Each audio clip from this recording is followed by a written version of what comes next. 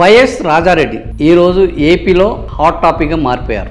YS Rajareddy వస్తే ఏం జరగబోతుంది, ఎవరికి నష్టము, ఎవరికి లాభం, ఇదే ప్రధాన చర్చ. దీనిపై మనము మాట్లాడుకుందాం. ఈరోజు షర్మిల కొడుకు వైఎస్ రాజారెడ్డి త్వరలో ఎన్నికల్లో రాబోతున్నారు అనేది ఆంధ్రప్రదేశ్ రాజకీయాల్లో హాట్ టాపిక్గా మారింది. వైఎస్ రాజారెడ్డి ఈరోజు ఎన్నికల్లోకి వస్తే ఎవరికి నష్టం? ఇది వైఎస్ జగన్ కా లేదా టీడీపీకా జనసేన పార్టీకా? కాంగ్రెస్ పార్టీ అధినేతగా ఏపీ కాంగ్రెస్ అధ్యక్షురాలుగా షర్మిలారెడ్డి ఉన్నారు.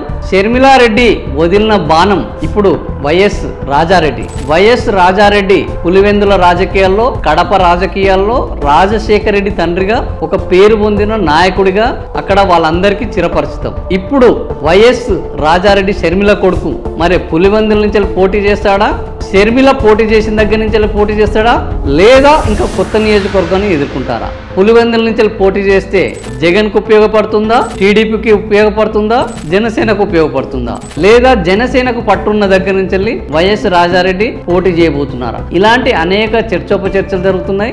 ఈ చర్చోపచర్చలకు ఆయన ఎంట్రీ తోటే సమాధానం లభిస్తుందని ఆశిద్దాం. మరింతకు షర్మిల ఆలోచన ఏంది, రాజారెడ్డి చేసే రాజకీయ ప్రకంపనలు ఎలా ఉండబోతున్నాయి త్వరలో చూద్దాం. ఈ వీడియో మీకు నచ్చితే షేర్ చేయండి, లైక్ చేయండి, సబ్స్క్రైబ్ చేయండి. మీ అభిప్రాయాలను కామెంట్ల రూపంలో తెలియజేయండి. Thank you for watching.